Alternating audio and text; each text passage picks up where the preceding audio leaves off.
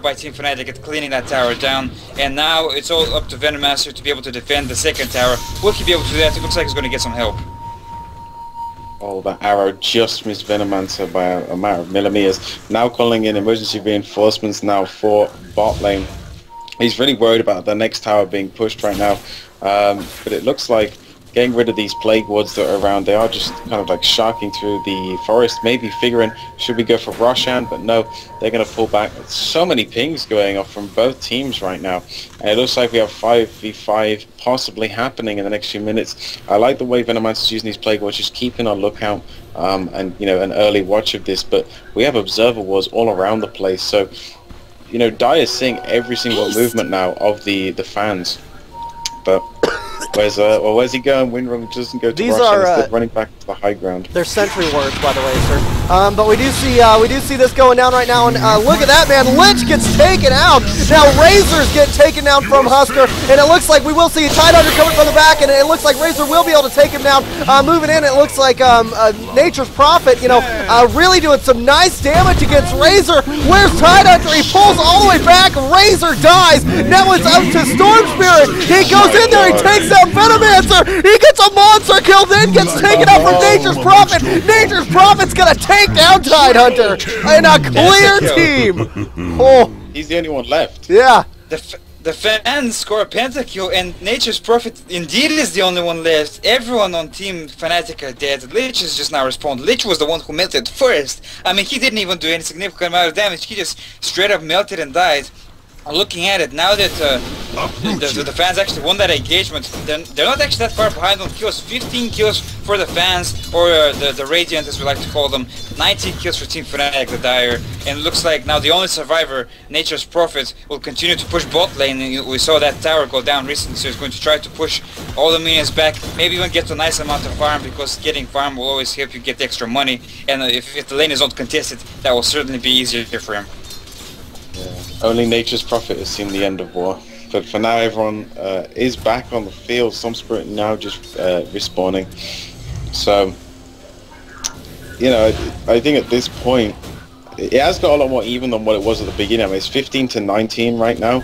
If you have a quick look at the amount of gold, it's still about 2,000, but now it's going more in the Dire's favor right now, Team FNATIC rather than the Radiant. So that is a quick turnaround from now, putting all these plague wards all around the place just in case any wards do get laid down or any enemies do come down. But at the moment it looks like the map is kind of divided, the south being very, very weak for the fans right now, but the north looking very, very strong, and the complete opposite now for Team FNATIC, the south looking very, very nice, but the north really, really lacking. But they are going to try and take on some of these creeps mid, try and push that lane a little bit further. Storm Spirit also giving a helping hand, but Earthshaker, man, he's getting into position. Could we see a stun laid down? I don't know. I mean, it's going to be down to these two characters, Tidehunter and Earthshaker. If they can get some good initiations off so the rest of their team can join in, but neither player really wants to go into the other player's high ground.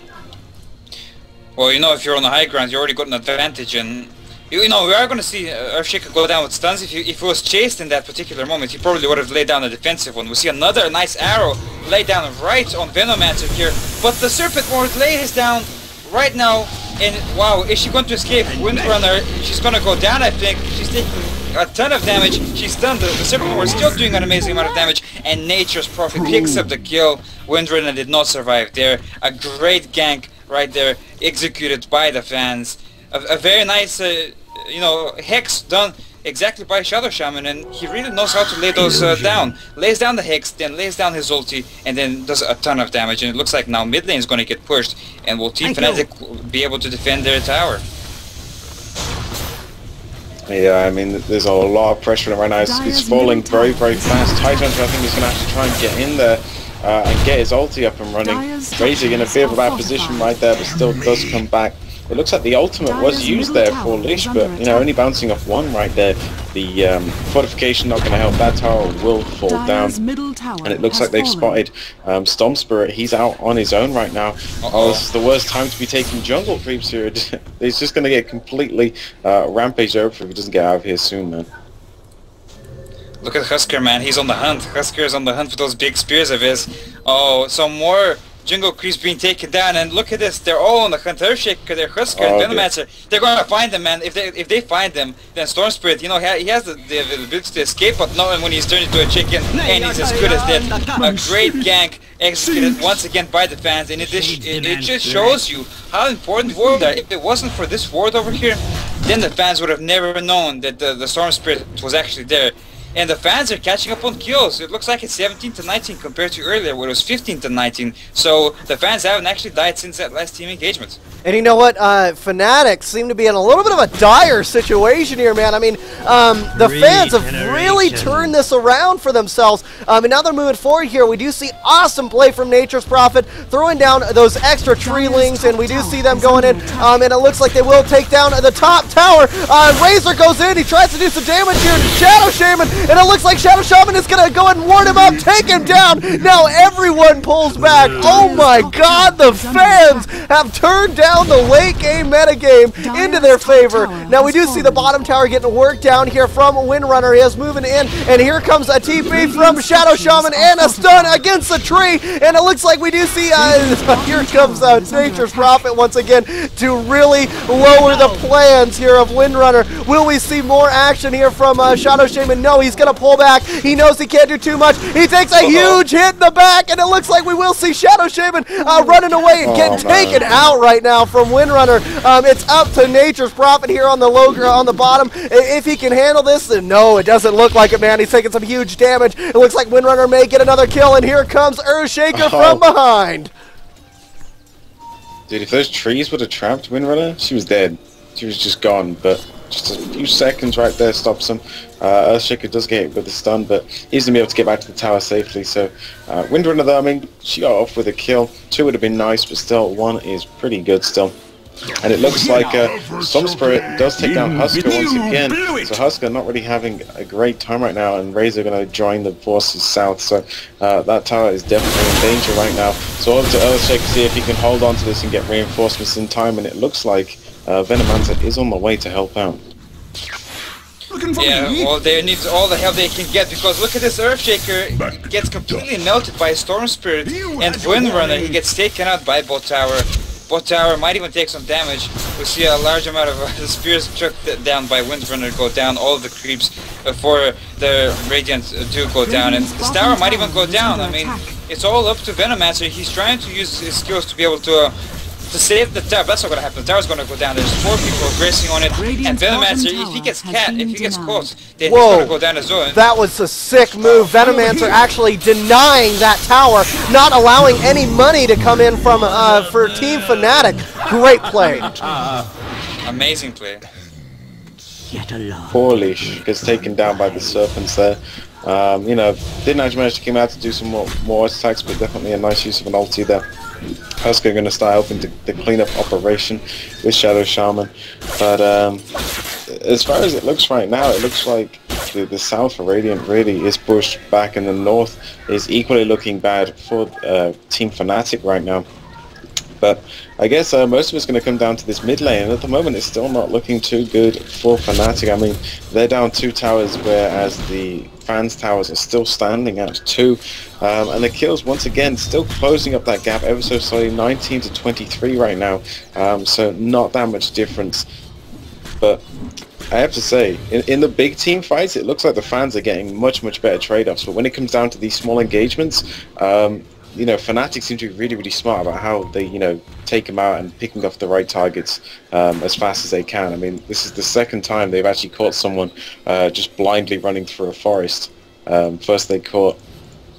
Oh, sorry, it was Radiant who caught that first. Disregard that. Now, Firesilver, look at this, man. I mean, one thing that is positive for this the fans team is the fact that every 2 minutes, a rune spawns. So every 2 minutes there's a rune in the river. Now, if we've noticed, you know, the fans have taken over the runes majority of the time, and here we go. Huge engagement going down right now. Windrunner throws a stun down on 2 of these, on 2 of the fan team, and it looks like we will see the tree go down with the Tidehunter going in the front. He's going to be working out Shadow Shaman. Shadow Shaman falls. Looks like this team engagement's going out poorly for the fans, and it looks like we see Nature's Prophet getting just owned and devastated right there. Here comes Razor trying to take down Venomancer. Venomancer gets Razor, but still Venomancer dies, bring a total clean sweep with 1 loss for Team FNATIC. Oh my god.